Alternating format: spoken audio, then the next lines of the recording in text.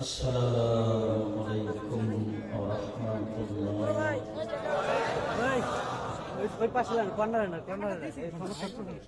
আলহামদুলিল্লাহি ওয়াহদা والصلاة والسلام على من لا نبي بعده أما بعد فأعوذ بالله من الشيطان الرجيم وإذ قال ربك للملائكة إني جاعل في الأرض خليفة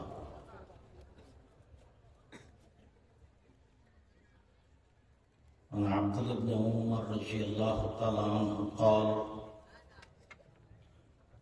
قال رسول الله صلى الله عليه وسلم كلكم راع وكلكم مسؤول عن رعيته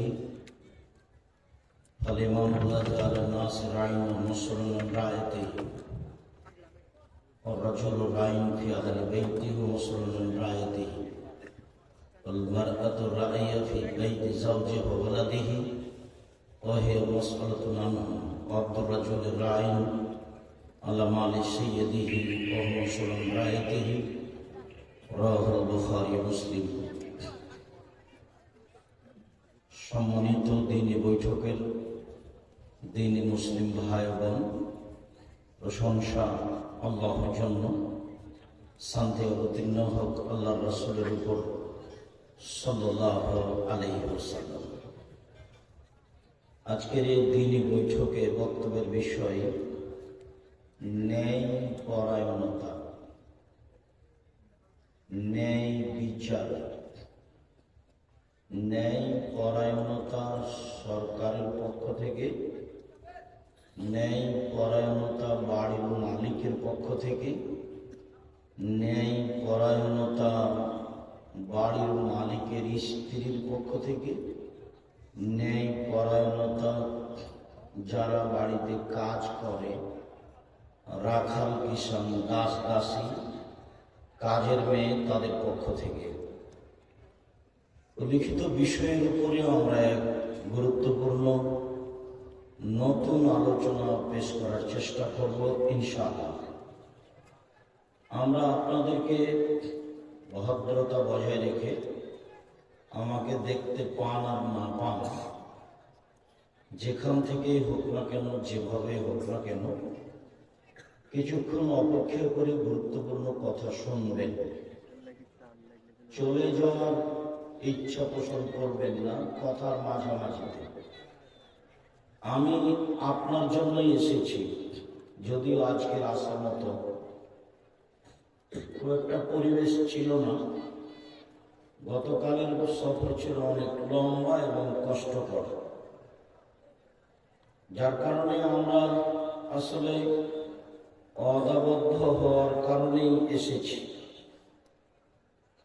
আমি চেষ্টা করি, আল্লাহ নবী বলেছেন যে মুনাফিকের চারটা চিহ্ন, তার একটা হচ্ছে এদা হাদাসা কাযাবা, কথা বললে মিথ্যা বলে,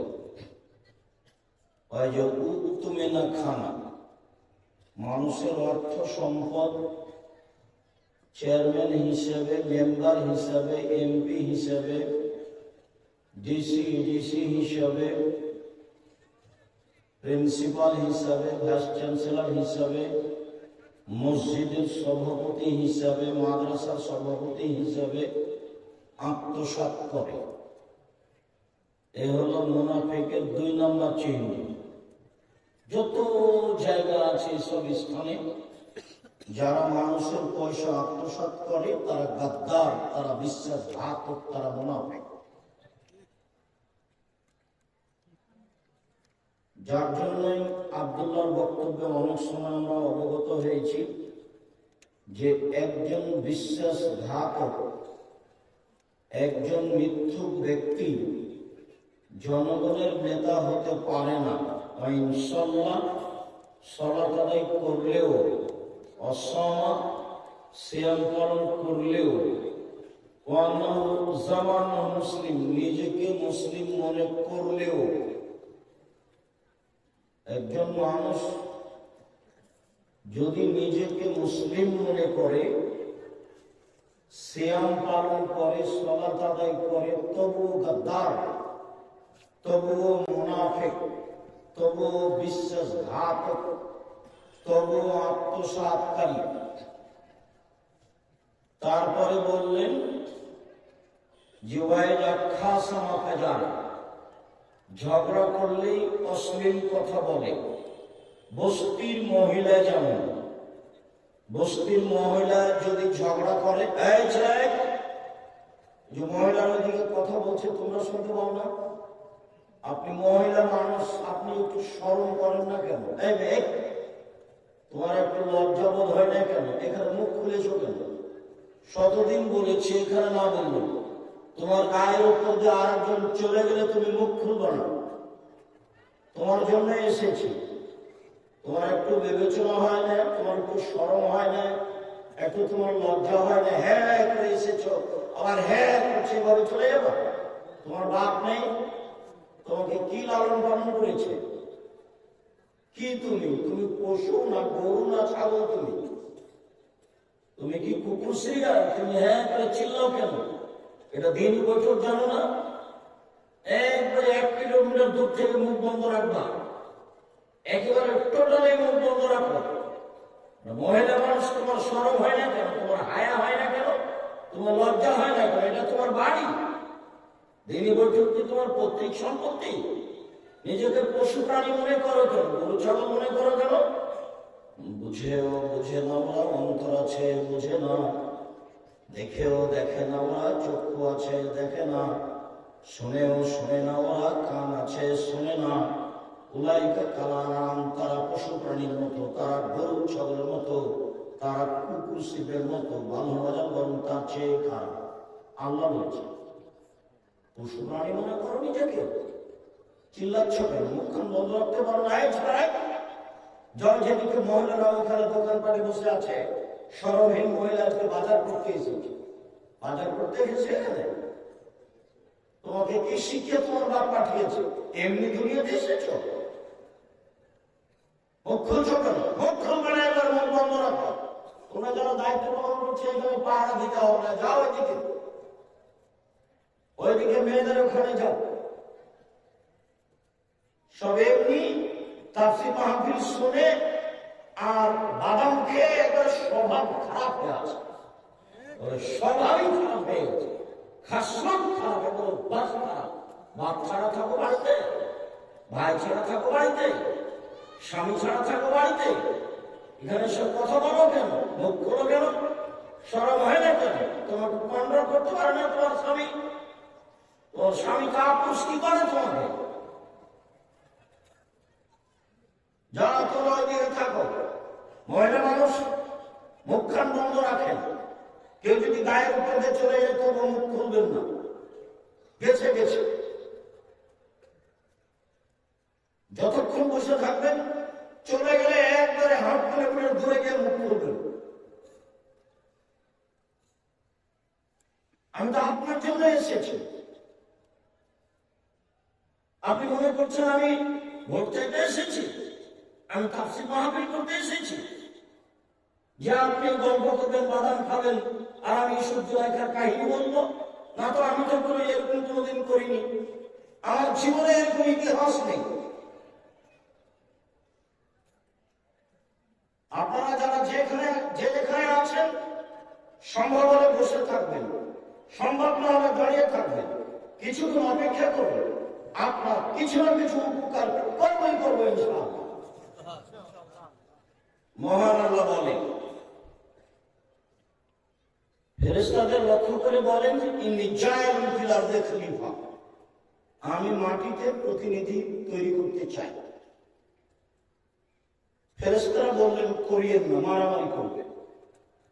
ফেরেশতারা কিভাবে জানলো যে আমরা মারামারি করবো? তো আমাদের পূর্বে জিনেরা এসেছিল, জিন মারামারি করছে, এটা ফেরেশতা দেখেছেন। তো ফেরেশতারা বললেন যে ওদের সৃষ্টি করিয়েন না, ওরা মারামারি করবে। কিভাবে বললো? ফেরেশতা তো গায়েবের খবর জানে না। ও জিনরা দেখেছে তাই বলে দিলেন। তো আল্লাহ বললেন, ইন্নী আ'লামু মা লা তা'লামুন, আমি যেটা জানি তোমরা সেটা জানো। আমি মানুষকে সৃষ্টি করছি আমার ইবাদতের জন্য। অন্যায় করার ক্ষমতা আছে, তবু অন্যায়কে বর্জন করে আমাকে ডাকবে, সেইটা আমি তোমাদের দেখাবো। দেখো শোনাই। তো যা হওয়ার তাই হলো। সৃষ্টি করে এখন সবার চেয়ে সম্মানিত করতে চায় না। ফেরেশতাদের বললেন আদমকে মেনে নাও, ফেরেশতা বললেন মানলাম। জিনদের বলল যে আদমকে মেনে নাও, তো ইবলিস বলল যে তা কেমনে হয়, ও তো মাটির তৈরি, আমি তো আগুনের তৈরি, মানতে পারি না। তো আল্লাহ বললেন তাহলে তুই সরে যা, আমার এখানে থাকতে পাবি না, দয়া রহমতের মধ্যে রাজি তুই বিতাড়িত, সরে যা। তখন ইবলিস বলছে ঠিক আছে সরে যাব, আমার একটা কথা শুনে। কি কথা? আমাকে বেঁচে থাকার সুযোগ দিতে হবে ইলা ইয়াউমিল কিয়ামত, কিয়ামত পর্যন্ত। তখন আল্লাহ বললেন ঠিক আছে এটাও মেনে নিলাম, তবে ইলা ওয়াক্তিন মালুম, একটা সময় পর্যন্ত। তুমি যেটা বলছো হুবহু আমি সেটা বললাম না, তুমি বললে যে আমাকে কিয়ামত পর্যন্ত বেঁচে থাকতে দিতে হবে। তা আমি বললাম যে ঠিক আছে মেনে নিলাম একটা সময় পর্যন্ত। যেমন আল্লাহ বললেন যে আমি মেনে নিলাম, তেমনি চট্ট ইবলিস বলছে রব্বি, হে আমার প্রতিপালক। দেখেন বড় ঢঙ্গ। ইবলিস বলছে রব্বি, হে আমার প্রতিপালক, তোমার সম্মান মর্যাদার কসম করে বলছি,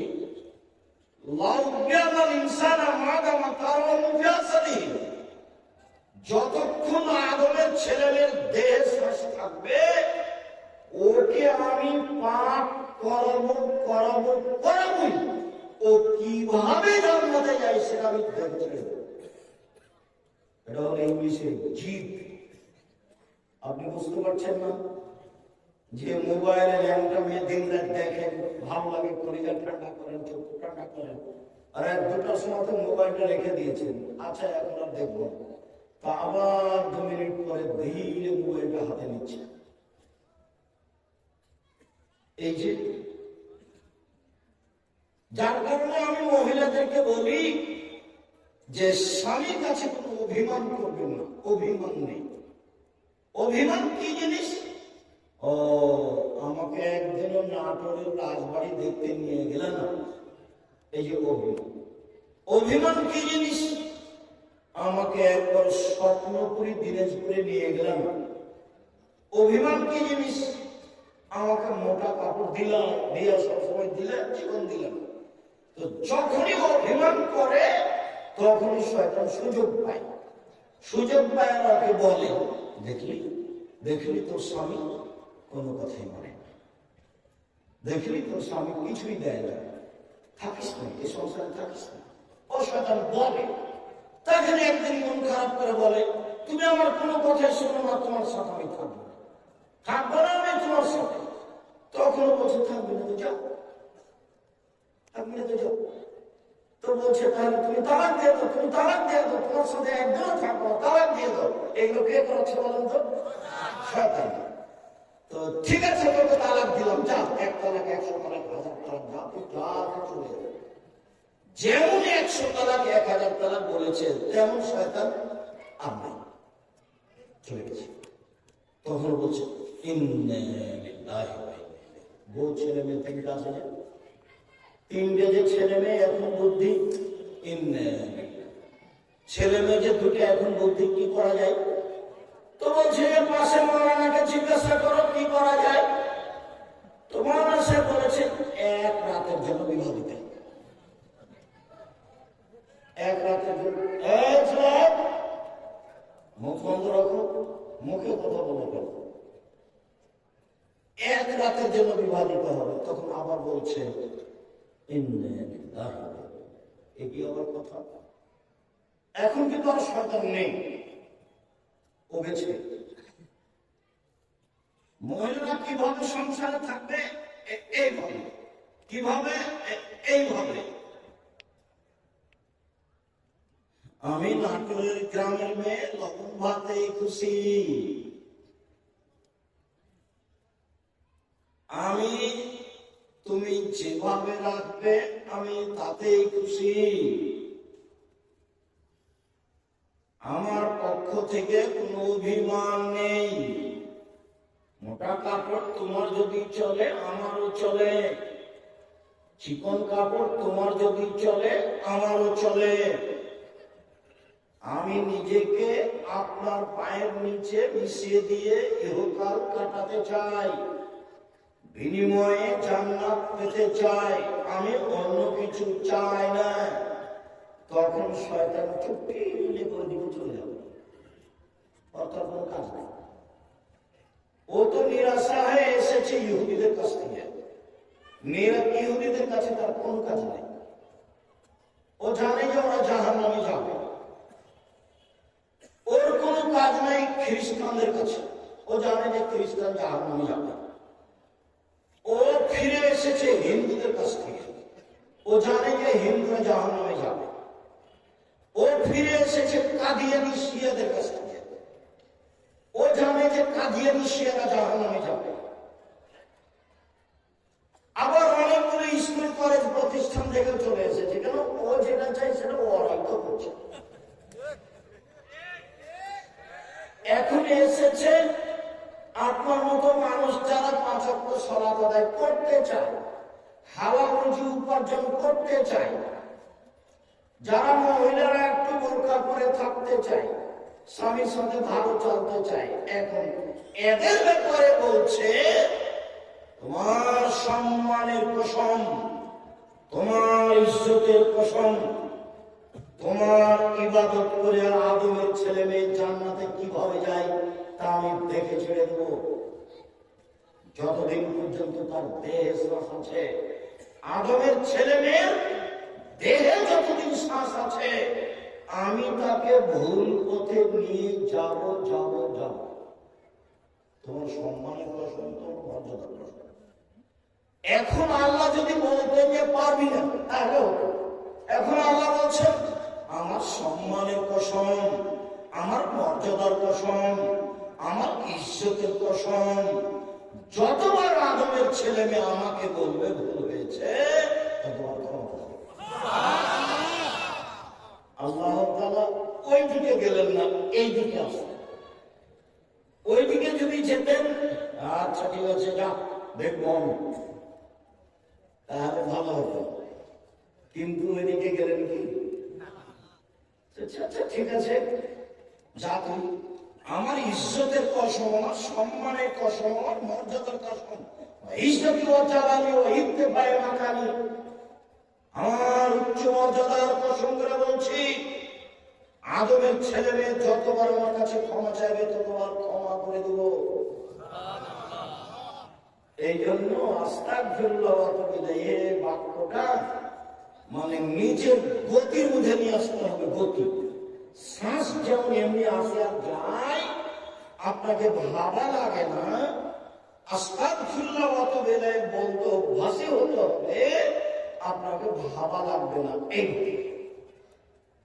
যখন উঠছেন, বসছেন, খাচ্ছেন, যাচ্ছেন, আস্তাগফিরুল্লাহ ওয়া আতুবু ইলাইহি, আস্তাগফিরুল্লাহ। কোন জায়গাতে বসে আছেন, একটু পরে 10 মিনিট 5 মিনিট পরে বলছেন আস্তাগফিরুল্লাহ ওয়া আতুবু ইলাইহি। এইটা আল্লাহ চাচ্ছেন। আমি আবার আপনাদের দেখলে অনেক কষ্ট পাই এই জন্য যে দল সংগঠন আপনাদেরকে এত বোকা বানাচ্ছে, যে একটু কষ্ট পাই আমি আপনাদের দেখলে, যে আপনারা কোন শরমে দোকানে বসে বসে ঘন্টার ঘন্টা সময় কাটান। দোকানদার ল্যাংটা মেয়ে দিয়ে টিভি চালু করে দিয়েছে। ও এখন জানে কি না যে টিভির মাধ্যমে দোকান চালিয়ে যত টাকা উপার্জন হয়েছে সবই এমন হারাম যে ওই টাকা দিয়ে চাউল কিনে ভাত খেয়ে ইবাদত কবুল হবে না, ওই টাকা হারাম। টিভিওয়ালা দোকানের সব টাকা হারাম। শুকুর যেমন নিজ স্থানে হারাম, মদ যেমন নিজ স্থানে হারাম, এই বাদ্যযন্ত্র যেমন নিজ স্থানে হারাম। শোনেন, পৃথিবীতে তিনটে বিপদ নেমে আসবে তিনটে পাপের কারণে। তিনটে বিপদ নেমে আসবে তিনটে পাপের কারণে। এক, ভূমিকম্প হবে। দুই, মানুষের আকার আকৃতি পরিবর্তন হবে। সন্ধ্যায় থাকবে মানুষ, সকালে হবে শোক, সকালে হবে বানর। সন্ধ্যায় থাকবে মানুষ, সকালে হবে শুকুর বানর। তিন, সমস্যা নেমে আসবে। মাদ্রাসায় মারামারি, মসজিদে মারামারি, রাস্তাঘাটে মারামারি, কেউ কাউকে মানবে না। একেবারে মানুষ হয়ে যাবে হিংস্র প্রাণীর মতো।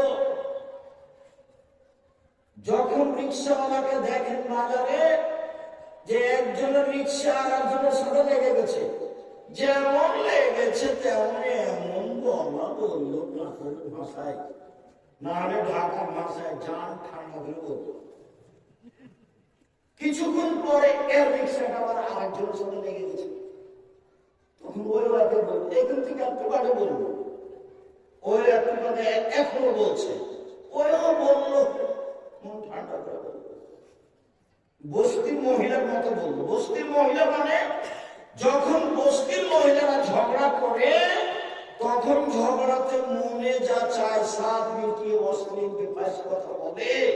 আর যখন ঝগড়া থেমে যায়, তখন বলে, দেখ মন ভরে বলেছি, দেখ মনটা ঠান্ডা করে বলেছি, এরপরে সাত মিটিয়ে বলেছি। এগুলো বলে, এগুলো বস্তির মহিলা। আপনি যে দোকানে বসে আড্ডা পিটছেন, ল্যাংটা মেল আসছে, তো আপনি নিজেকে কি মনে করছেন? নিজেকে পশু প্রাণী মনে হয় না? গরু, ছাগল, কুকুর, শ্রীগাল। তোমার বাপ ভালো মানুষ, দোকানে বসে থাকে, বলো দেখি তোমার বাপ 14 গোষ্ঠী বলতে পারে যে আমি ভালো। ল্যাংটা মেল আসছে, তোমার বাপকে বলা হয়েছে, তোমার বাপকে বলো আপনাদের ওখানে বসে থাকেন, ওখানে তো ল্যাংটা মেল আছে, আপনাকে কেমন লাগে আব্বা? বলো না কেন? আরে মান ইজ্জত তো গেছে, মান ইজ্জত কি করবে তোমার?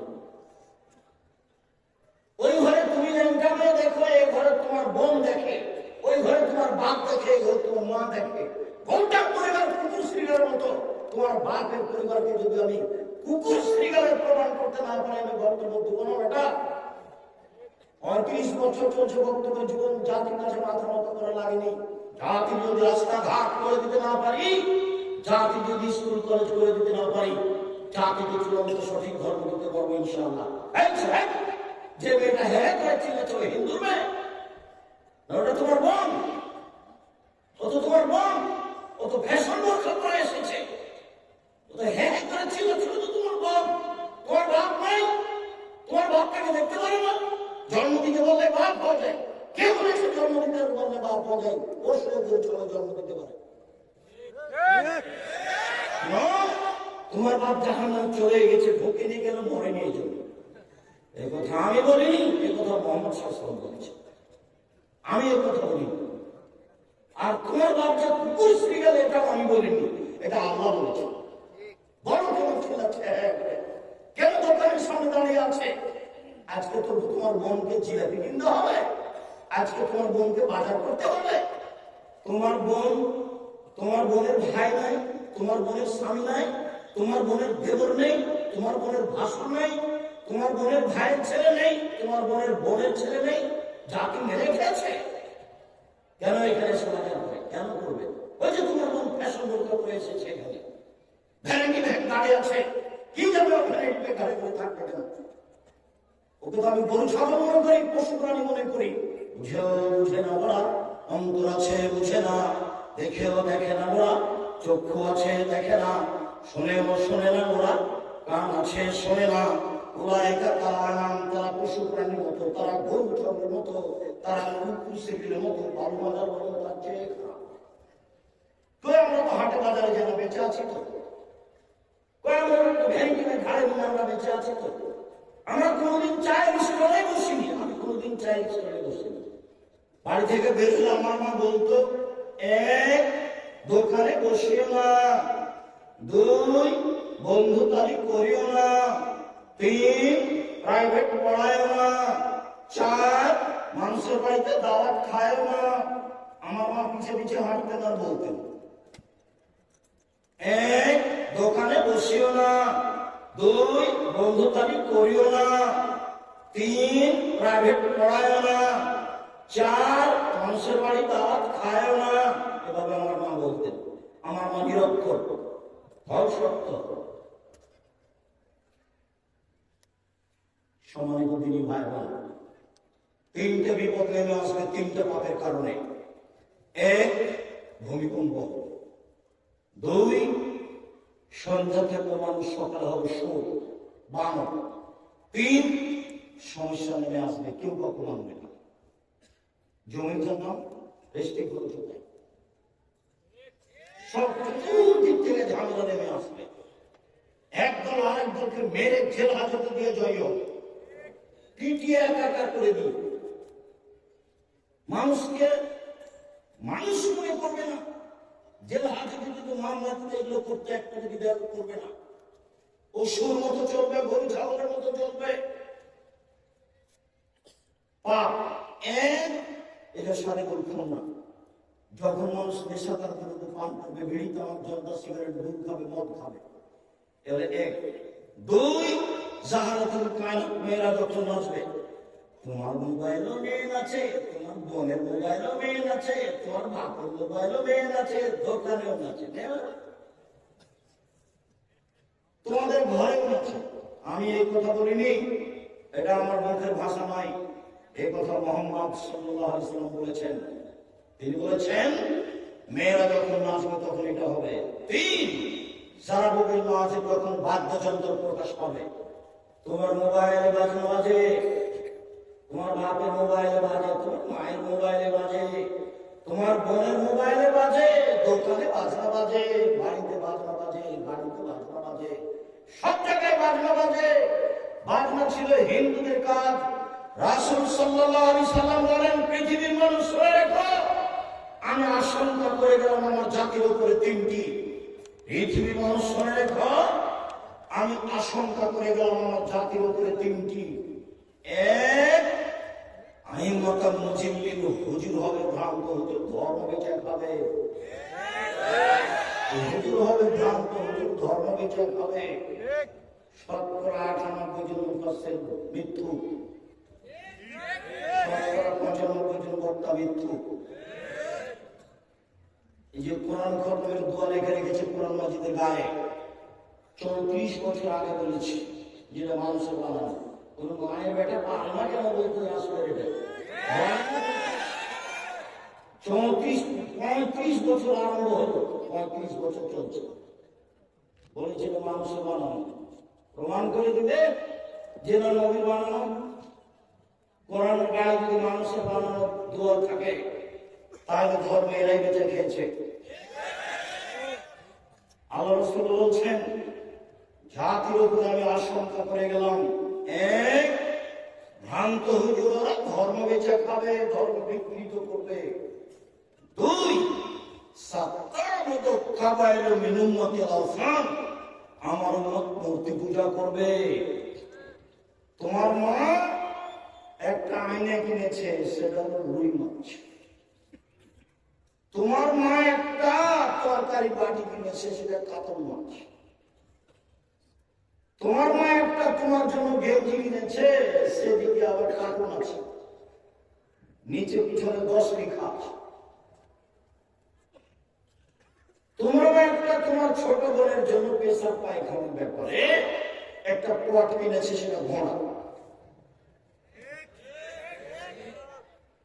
তুমি আবার তোমার মাকে ভালোবাসো, এটা দেখাবার সেজন্য বাড়িতে তোমার মায়ের ছবিটা সুন্দর করে রেখেছো। তো আমি একদিন গেছি তোমাদের ওখানে, তুমি বা তোমার বাপ বলছে, হুজুর আমি আমার মাকে খুব ভালোবাসি, আমি সেই জন্য আমার মাকে এভাবে রেখেছি। আমি বলছি, আপনি খুব কুসন্তান।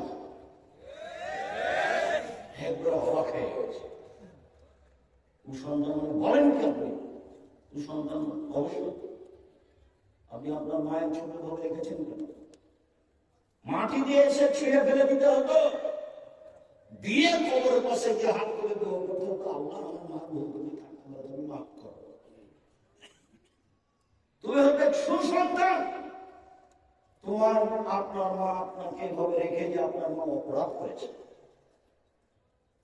ঢাকা থেকে এমপির কাছে গেছি সালাম দিয়ে একটু কাজে, বলছি ভাইজান একটু মূর্তিটা নামাতে হবে।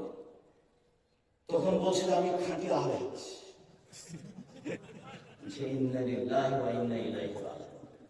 পাঁচশো মূর্তি থেকে খাঁটি আহলে হাদিস শোনা যায়? বলছি দেখলাম অত কথা বলতে রাজি নই, আপনার যদি সম্ভব হয় নিচে নামানো তাহলে আমি বসবো, নাহলে আমি গেলাম। আচ্ছা আচ্ছা ঠিক আছে ঠিক আছে নামাচ্ছি। সব পশু প্রাণীর মতো, গরু ছাগলের মতো। আমার মা মূর্তি পূজা করবে, পুতুল দেখাচ্ছে, তোমার মা পুতুল কিনে নিয়ে গেছে, প্লাস্টিকের পুতুল।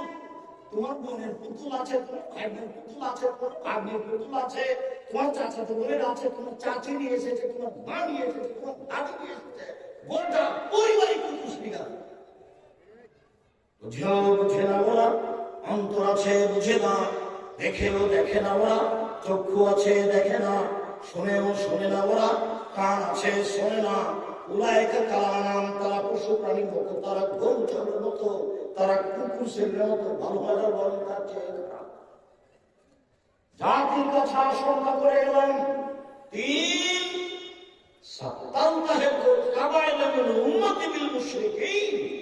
আমার উম্মত হিন্দুদের সাথে মিশে যাবে। আমার উম্মত কার সাথে মিশে যাবে?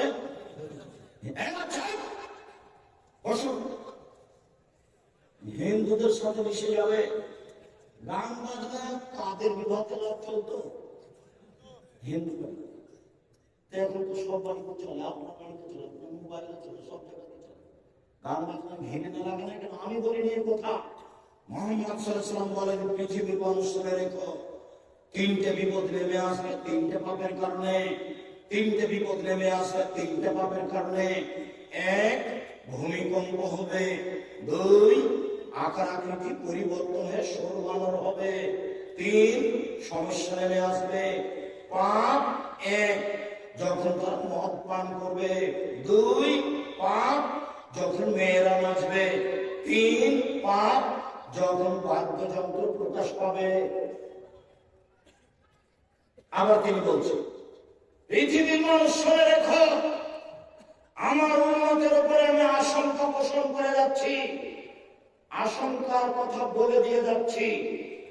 আমার উম্মত ইহুদি খ্রিস্টানদের সাথে মিশে যাবে চাল চলনে, পোশাক পাতিতে, চলাফেরাতে, কাগজ কলমে, অফিসে আদালতে, পড়াশোনাতে।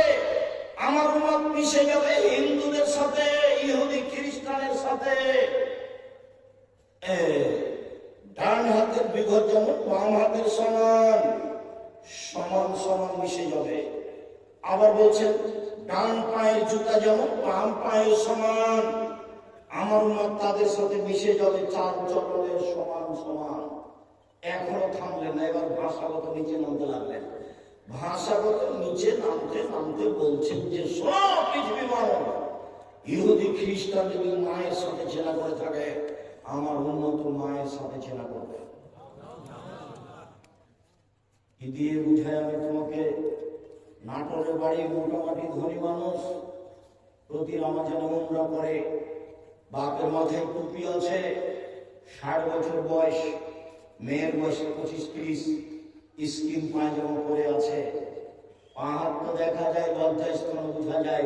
আমার বাপ, এই বাপ দেখলে আমার খুব কষ্ট হয়। এই বাপ বেঁচে থাকার চেয়ে মরে যাওয়া ঘরে বাপ দিয়ে কি হবে? বাপ তাকে বলে আবার 1 মিনিট দেখাই। বাপ কি জিনিস দেখাতে হচ্ছে, যেহেতু এখানে কথাতে আছি, কাজে না দেখিয়ে পাচ্ছি না, 1 মিনিট দেখায় বাপ কাকে বলে, আর 1 মিনিট দেখে মা কাকে বলে, তারপর সামনে আসছি। সম্মানিত দিনী ভাই বোন, এ দেখেন বাপ, এ দেখেন। আয়েশা রাদিয়াল্লাহু তাআলা আনহা বলেন, থেকে আসছিলাম, এক জায়গাতে অবস্থান করলাম, তাতে আমার গলার হার হারিয়ে গেল। কোথায় যে হারটা হারালো খুঁজে পাচ্ছি না। বিষয়টি জনগণ জেনে হার খুঁজতে লাগলো। সলাতের টাইম হয়ে গেছে, নামাজের টাইম হয়ে গেছে, পানি নেই, অজুও করতে পারি না, সলাত আদায় করতে পারি না, এখান থেকে যেতেও পারি না, বড় বেকায়দা হয়ে গেল।